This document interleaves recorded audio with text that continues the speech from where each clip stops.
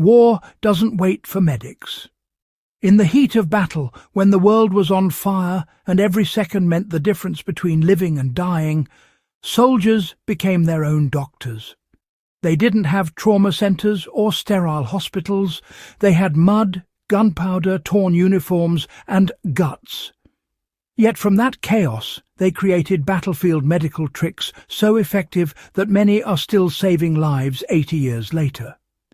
These weren't fancy procedures or high-tech fixes. They were raw, improvised, and born out of desperation. And, well, they worked. Let's roll back the clock to World War II, where survival often came down to one thing: knowing what to do when everything went wrong. Infection was the invisible killer of World War II. A small wound could turn fatal in days, long before antibiotics like penicillin were widely available. That's where sulfa powder came in.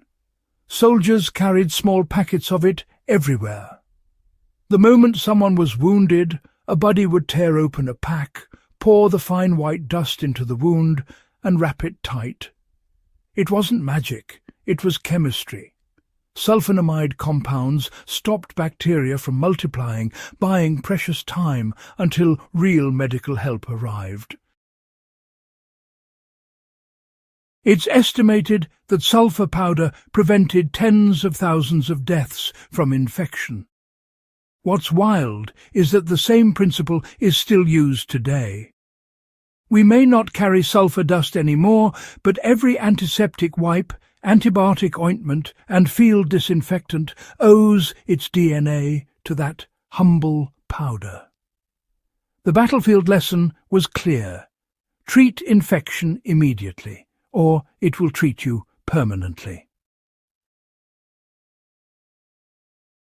When bullets and shrapnel tore through flesh, blood loss became the enemy. Soldiers had seconds, sometimes less, to stop a major artery from bleeding out. Modern medics carry sleek tourniquets, but in 1943 there wasn't always a kit handy. So they improvised. Belts, neckerchiefs, even rifle slings became life-saving tools. A soldier would loop it above the wound, twist it tight with a stick, and lock it in place until the bleeding stopped. It was primitive, but it worked.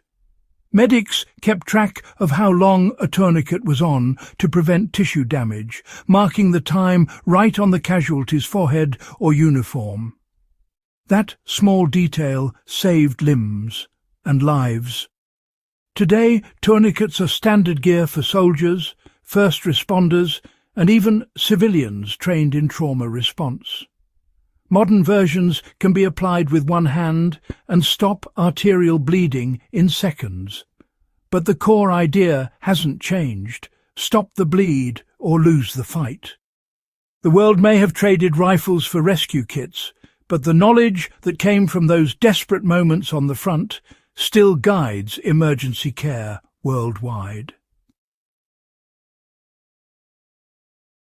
In the middle of a firefight, when a comrade was hit and bleeding fast, there was no time for sterile gauze.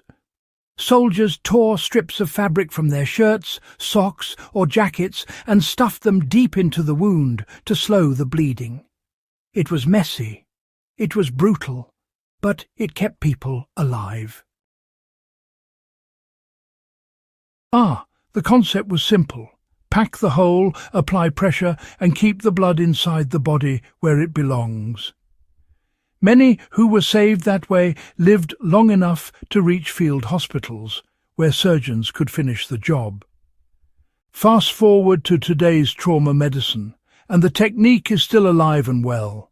Medics now use hemostatic gauze treated with agents that help the blood clot faster, but the battlefield logic remains unchanged. When supplies are gone, use what you have. In a car crash, natural disaster or survival situation, the same rule applies. Clean fabric, pressure and speed are often enough to keep a pulse going until professionals take over. Now, imagine being hit by shrapnel, bleeding and in unbearable pain miles from a medic. Panic alone could push the body into shock, a life-threatening collapse of blood pressure and organ function. World War II soldiers had one secret weapon, the morphine syrette. It looked like a small toothpaste tube with a needle attached. A quick squeeze under the skin delivered pain relief fast. Every morphine syrette came with a tiny tag soldiers pinned to their collar, letting doctors know the dosage already given. It was a system born from necessity and discipline. Pain control wasn't just about comfort, it was survival. Reducing pain meant reducing shock, and that meant keeping men alive long enough to be rescued. Modern medicine has refined this concept with safer drugs and controlled delivery systems, but the battlefield lesson endures. Managing pain stabilizes the body and the mind. Sometimes the calm that follows is what saves the life. Shock was the silent killer of World War II. Even after the bleeding stopped, a soldier could go pale, cold, and slip away quietly as the body failed to circulate enough blood. Medics knew the signs: rapid pulse, shallow breathing, glazed eyes. They fought it with pure instinct and whatever they had: warm coats, calm voices, and gravity. They'd lay the wounded flat, lift the legs to help blood flow back to the heart and keep them warm. The science behind it was simple, but it worked. Keeping the body's temperature stable and the mind calm could keep a soldier alive until evacuation. Those same methods are still used by emergency crews today. In trauma care, shock prevention is step one, because no matter how advanced medicine gets, the human body still obeys the same rules. Heat pressure and reassurance can turn the tide. The men and women of World War II weren't doctors, at least not most of them, but they learned through necessity. They adapted, improvised, and taught the world lessons that reshaped modern emergency medicine. Every modern trauma kit, every paramedic's routine, every stop the bleed course taught in schools traces its roots back to those muddy fields and makeshift triage points. They proved that survival isn't about the tools, it's about knowledge, courage, and fast thinking.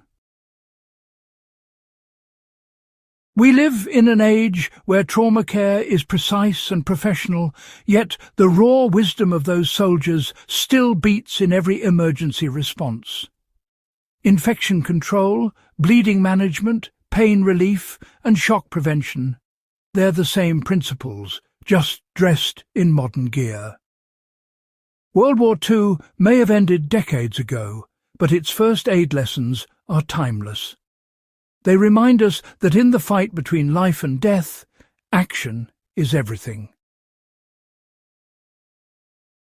So, if you found this deep dive into battlefield survival fascinating, don't forget to hit that subscribe button and share this video with someone who loves learning the real history behind the headlines. Because here, on the Forgotten War Fronts, we're not just telling stories. We're keeping the lessons of courage, grit and survival alive.